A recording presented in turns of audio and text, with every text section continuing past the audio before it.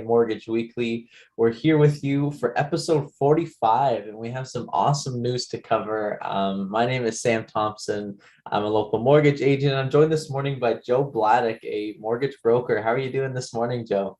Not too bad, Sam. It's good to be here on Canadian Mortgage Weekly. Excited to be on episode 45. Thanks. How are you doing today?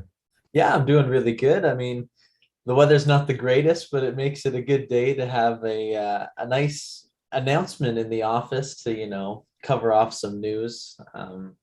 But yeah, we're definitely getting into some cooler days, heading into that winter territory. It's starting to get quite cool.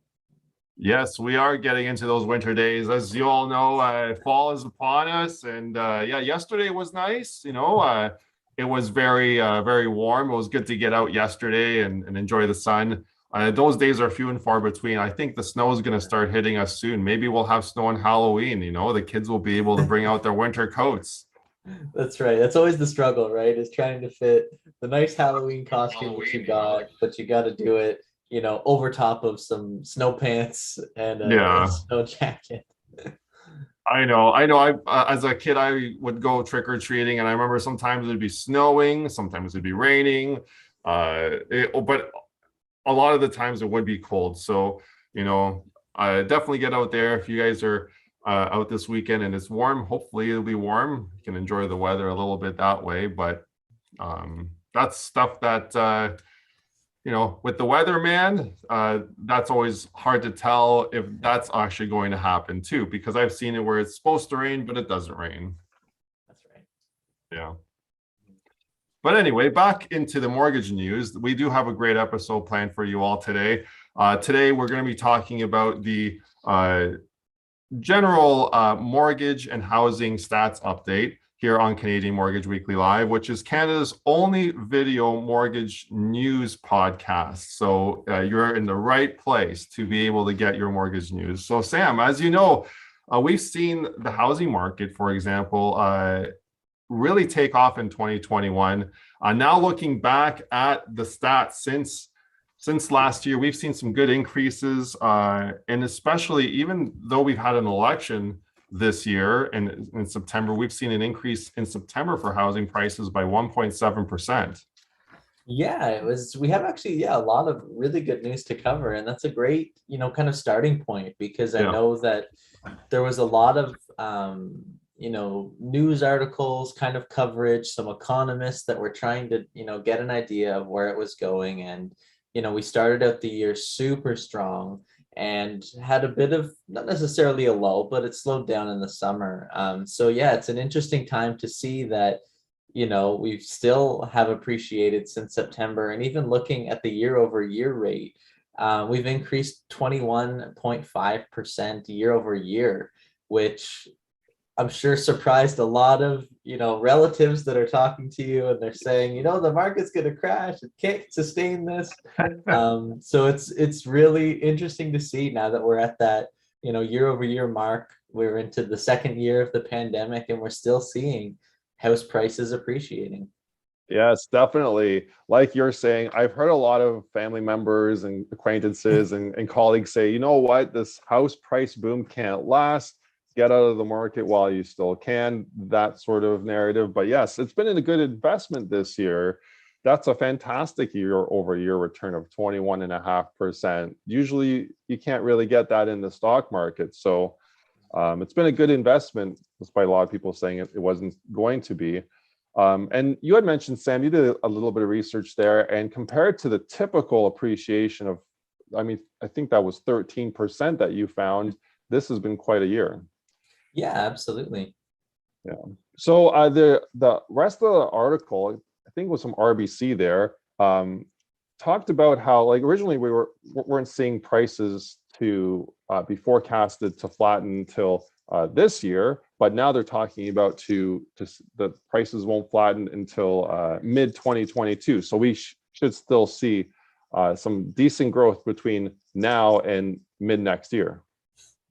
Yeah, so I mean, definitely if you're a homeowner, or if you bought in the pandemic, despite what maybe people were thinking or where the market was headed, you're definitely coming out ahead. And for any new buyers, it does mean, you might have to stretch your budget a little bit, or add that temporary cosigner.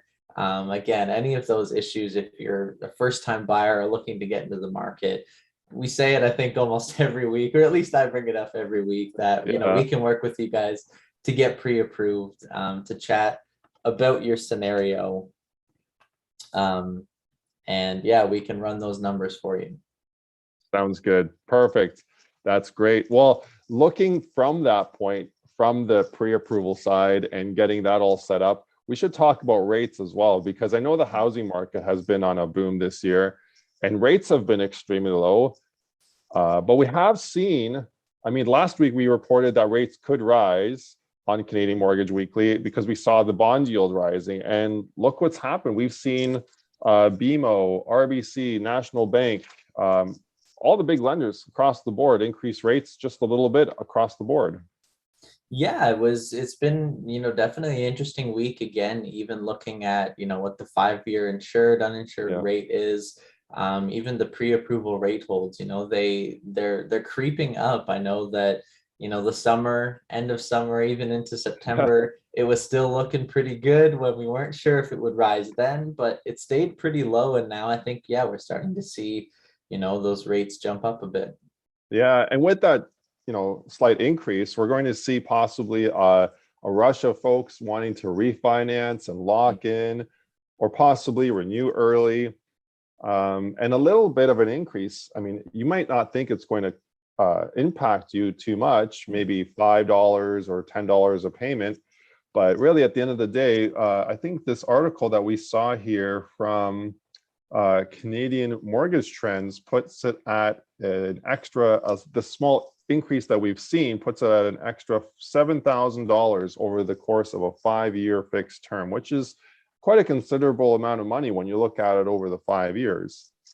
Yeah, that's a great point. I know that a lot of people are mainly focused on just, okay, what's the cost for today? What's Mhm. the monthly mortgage payments? And when they don't see it change too much, it can be easy to kind of be lax about it. But when you stretch it out over a 5-year term, and even over, a 25-year amortization window, it does actually rack up to quite a bit of interest or quite a bit of savings.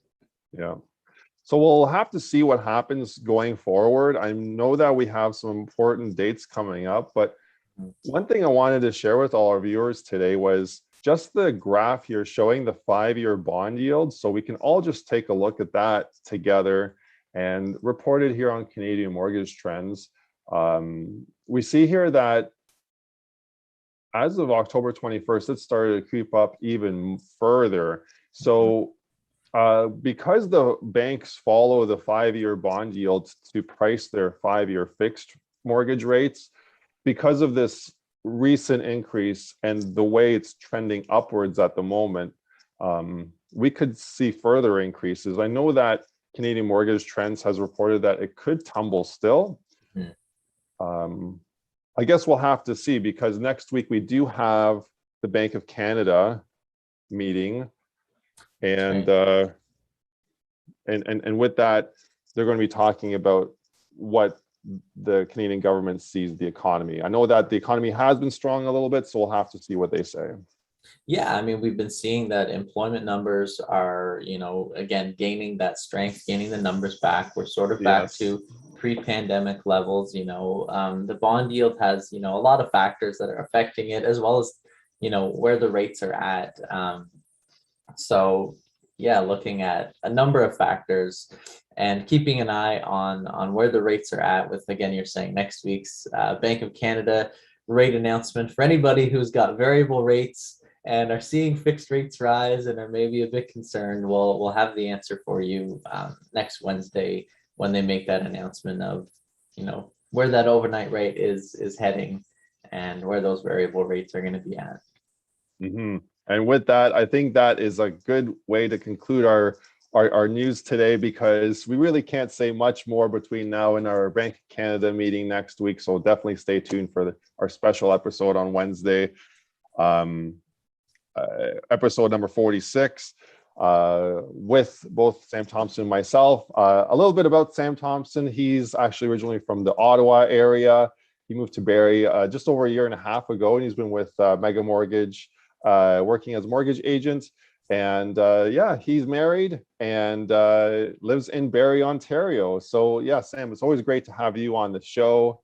You always have great stats to come to